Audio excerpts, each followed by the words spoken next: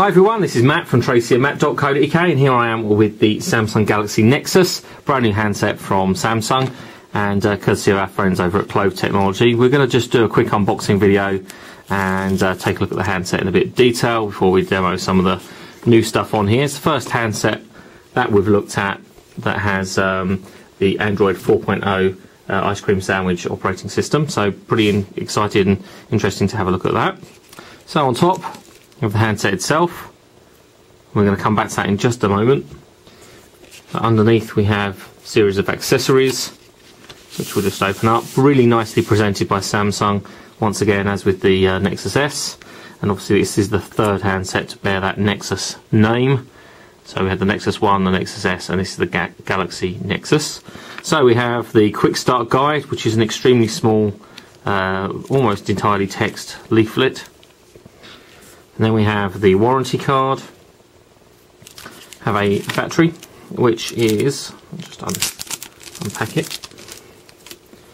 Battery is 6.48 watts, 1750 milliamp hours, so a reasonably high capacity battery.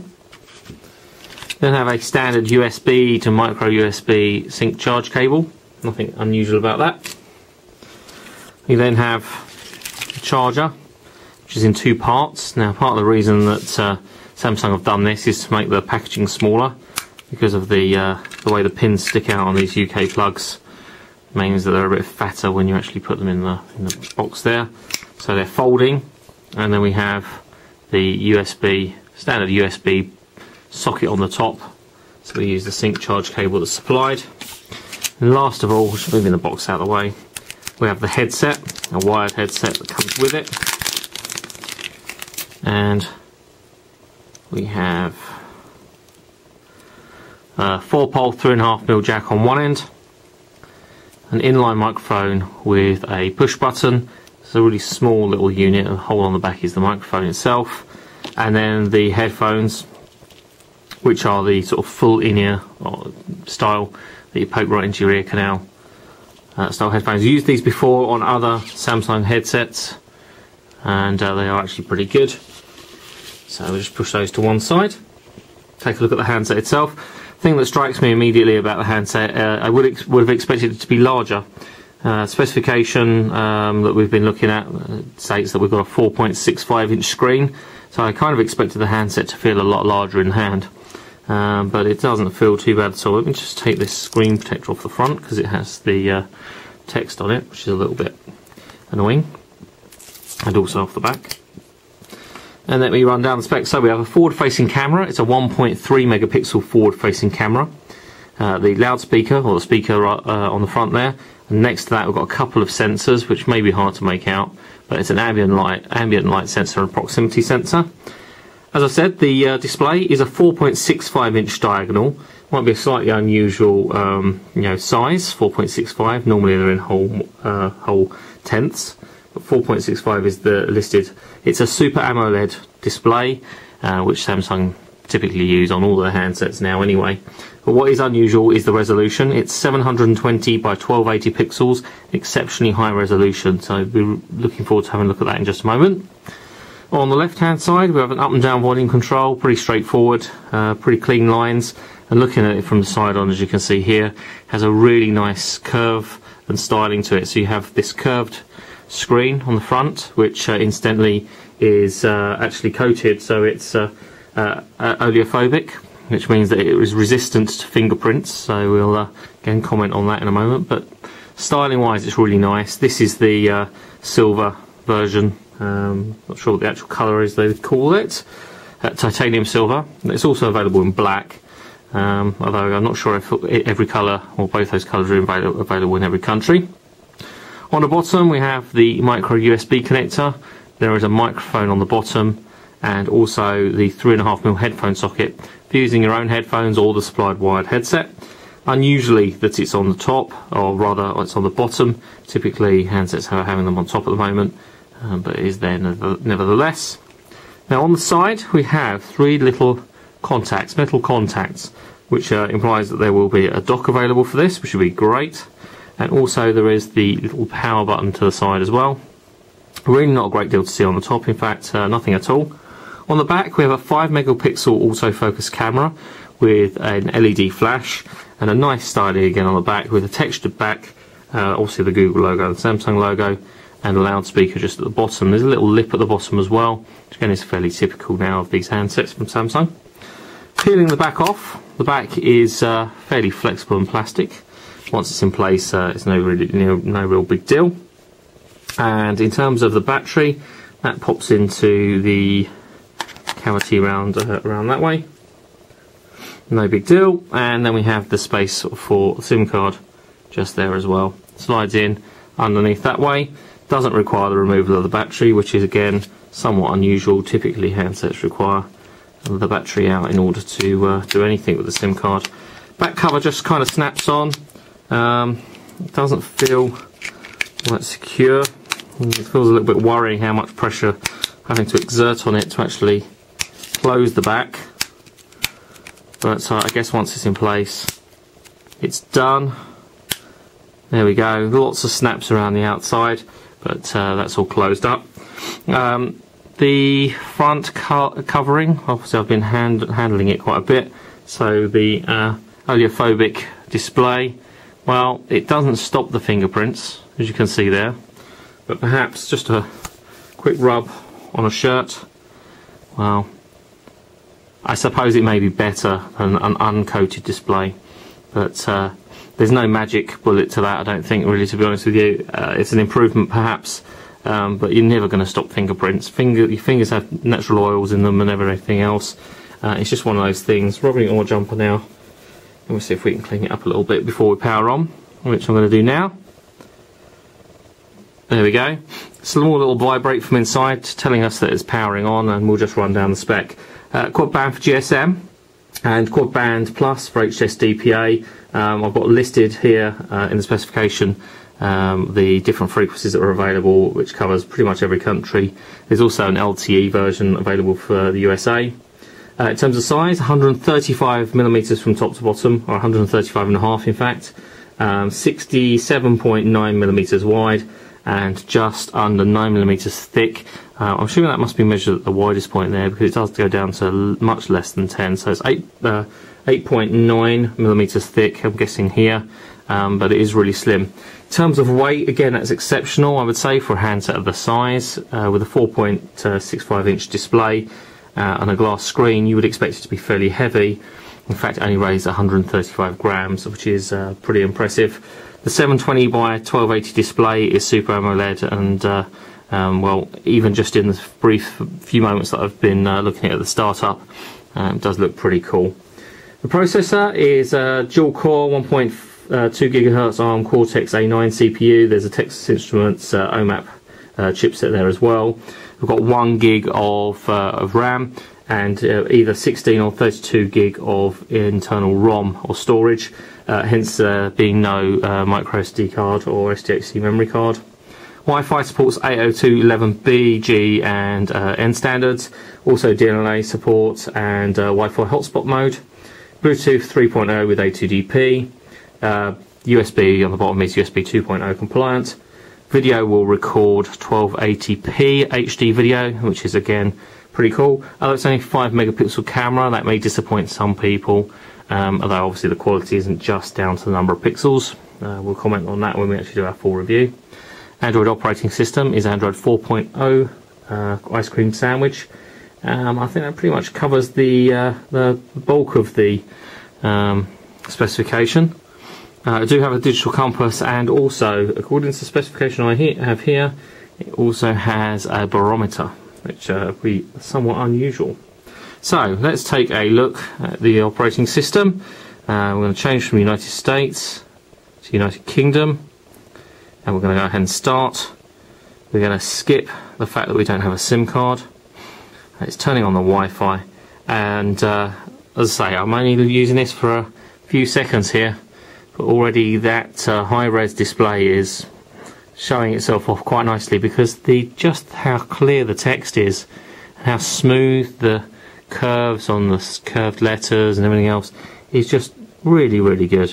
So we're going to go ahead and we'll connect to our wireless network. We have QWERTY keywords come up, as you can see there. which in the setup, oh, it does turn. There we go. It just took a few seconds there to turn around for our landscape keyboard. And switch back. So let's go ahead and join. While I wait for that to connect, obtaining an IP address. There we go. We are connected. And we can sign into Google. So let me sign into my account here. And the whole time I'm using that, there is a small, really nice, just enough haptic feedback from a little vibrate inside. The touchscreen is extremely sensitive, and it's just about the right size actually. I normally like smaller screens.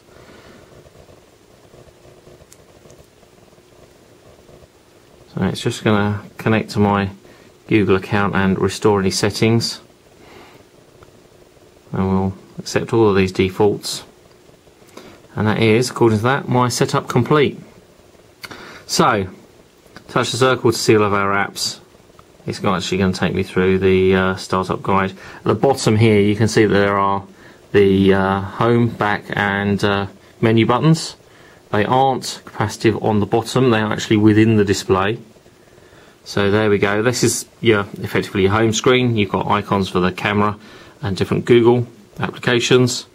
If we tap on there, it actually expands. So it's a folder on the desktop, if you like, on the home screen with Google-based applications. So it's got Google Maps, Gmail, Calendar, Google Plus, and so on. And if we touch back on the home screen, it goes away. You've got the Google search and voice search, the clock, which is an analog style clock, and a link to the camera. Pull down at the top, and we've got no notifications in there at the moment. It's just listing the time. So the settings are accessible through the controls at the top. It's got Wi-Fi and Bluetooth, but Wi-Fi on, Bluetooth off, data usage, display, and let's turn the brightness up to maximum, just for the sake of doing the video. It is well, pretty bright actually, too bright for everyday use, but for the sake of doing the video, it's useful. And there's a few other things in here, language and regional, all that kind of stuff about the phone. And there we go. Tells us the model number, Galaxy Nexus, Android 4.0.1, and a few other bits and pieces in there too. That's the home screen. We can swipe across. We've got Kayak on there, gallery and settings, a blank page, another blank page. Well, that's it. Let's go back the other way. We've got the controls here for turning Wi-Fi, Bluetooth, GPS, sync, and the display brightness. Another blank panel, and that's it. Takes us back here. Hold down on the home screen. We've got different wallpaper, gallery, live wallpaper, and so on. Pushing the button at the bottom, our phone dialer.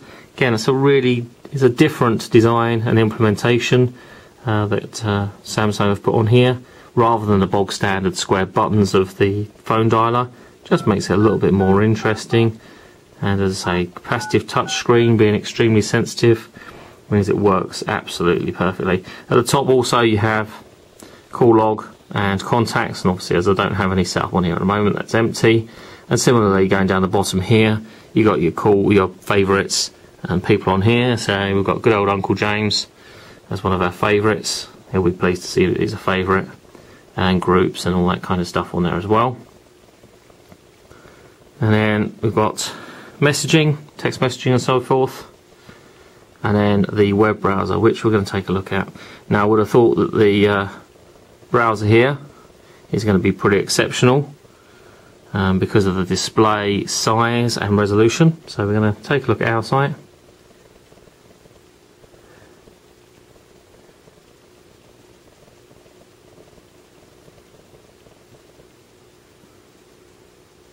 There we go.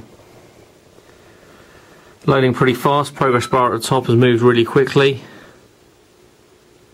Obviously we're using broadband and Wi-Fi. And there we go, the page is loaded. The text is exceptionally clear once again, and thanks to that Super AMOLED display, the colours are phenomenal.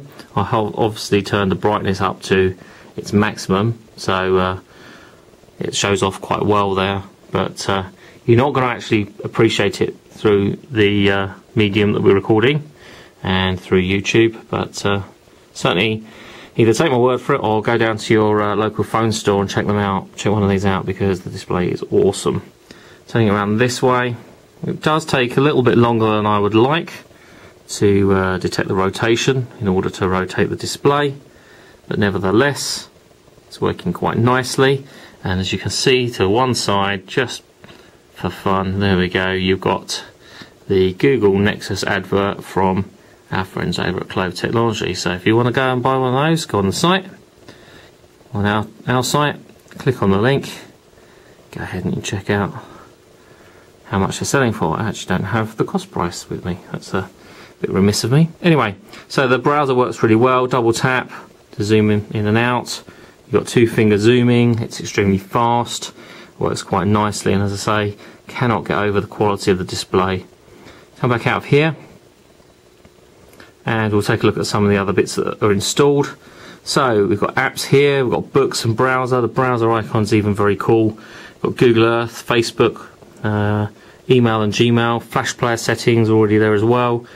Movie Studio and Android Market. Well, while I'm talking about Android Market, let's go ahead and have a look. Accept the T's and C's. I'm going to sign in, and one of the first things I want to do is download Quadrant.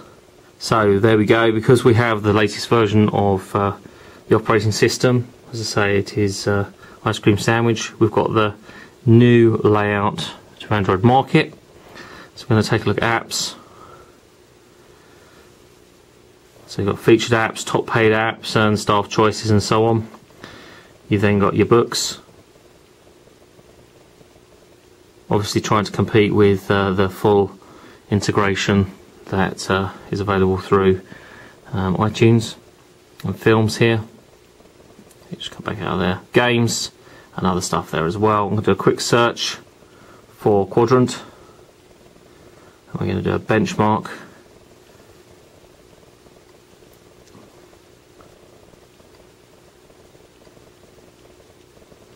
There we go, we're just downloading, installing, and that was really quick. Go back to the home screen, put it down at the top. We've got Quadrant installed, and also a notification from good old Gareth there about Google+. So we're going to go ahead and run the full benchmark. So we're running a CPU test, memory test and I/O test. So if you chug it along pretty quickly. And generally we'd run this a number of times when we do our full review, so that we can just do a comparison, because sometimes you get a really fast then followed by a really slow benchmark. So we run it a number of times just to take an average. In terms of speed there, 11 frames a second, but bear in mind, and then 30 frames a second there, bear in mind the higher res display is making the CPU do an awful lot more work, because there are more pixels to draw. Isn't doing a bad job at all. There we go. That's a little slow at 7 frames a second. Not quite perfect in the draw there. There's some sort of artifacts on the display. And again, about 15 frames a second there. But bear in mind, as I say, the number of pixels will affect the speed. There we go. The device score is actually not phenomenal. 1668 is the score. I'm going to run that one more time, because that seems pretty low, considering that we are using the newest version of the operating system, and that we do have a dual-core 1.2 GHz A9 CPU. We've expected that score to be a little higher. Possibly there are things running in the background that will affect that score, but even so, let's run it one more time, just on the video. As I say, we generally run this around 10 times when we do a review, take an average of all those scores.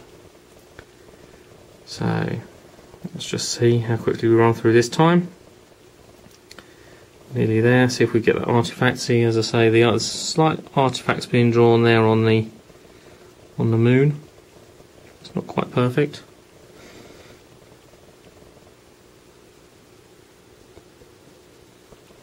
There we go.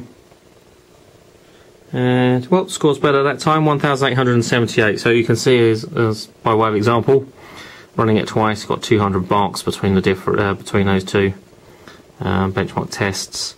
So well worth running it a number of times. Pulled out at the top, as I've already mentioned there, we do have the notifications. Swipe back up, take a look at some of the other stuff that's on here.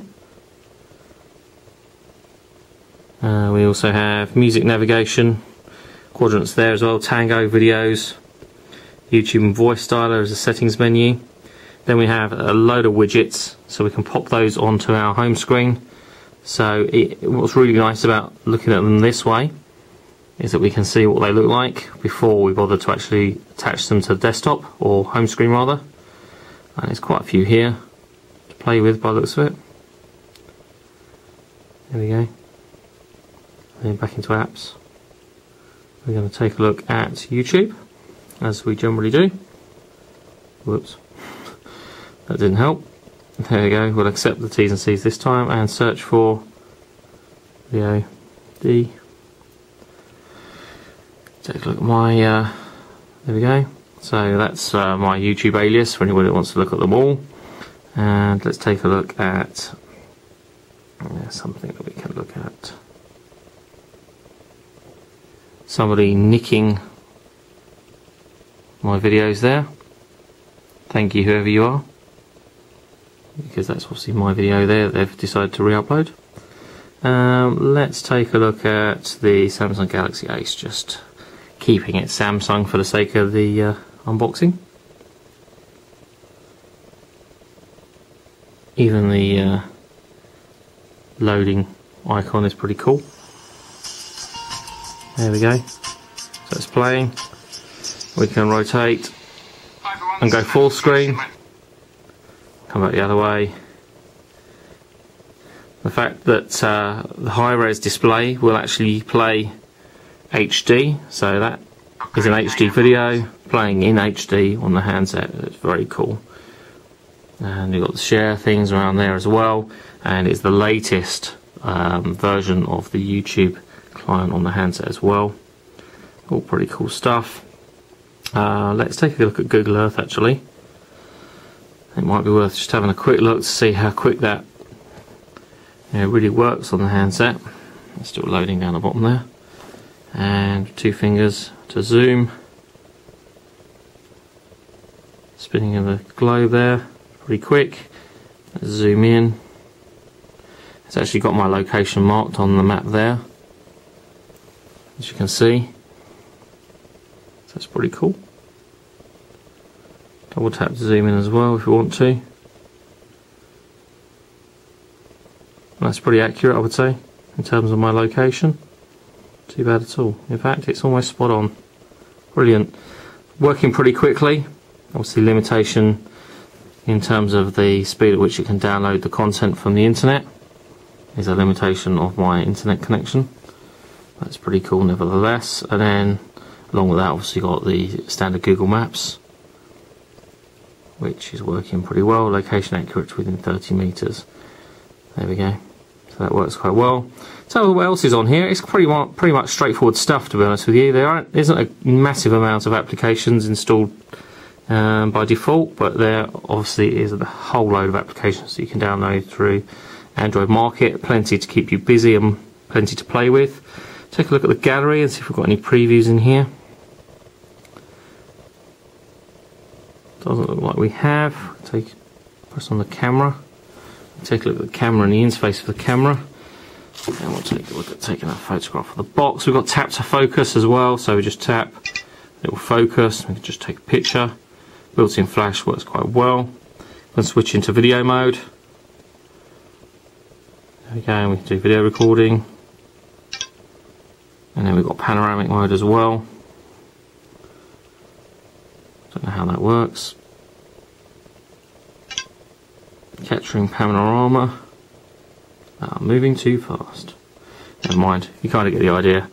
For a panoramic shot as well. That's fun. Saving. I don't think we'll bother. And then we go back to still mode. You've got zoom controls for digital zoom, although it's doing a pretty good job. Even picking out the texture on my blue background there, as you can see. It's really good for the zoom. You've got forward-facing camera, and then other controls here for the flash, white balance, and scene modes, and so on, and camera settings. All pretty straightforward stuff. Go back home. So there we go, that's a little demo of the Samsung Galaxy Nexus. We'll have a full review for you over the next couple of weeks. Really looking forward to playing with this actually. Already I feel like I'm going to be pretty well hooked on this handset. If you want to check this out, well, wait for the review, or if you've already made up your mind, head over to Clove Technology where they have these in stock and they started shipping already. So pretty cool to go and check this out. Head over to clove.co.uk and you can actually put your hands on one pretty sharpish. In the meantime, if you want to follow us on Twitter, it's twitter.com/TracyandMatt or facebook.com/TracyandMatt.co.uk. And I'll be back soon with some more videos and reviews on TracyandMatt.co.uk. But for now, thanks for watching.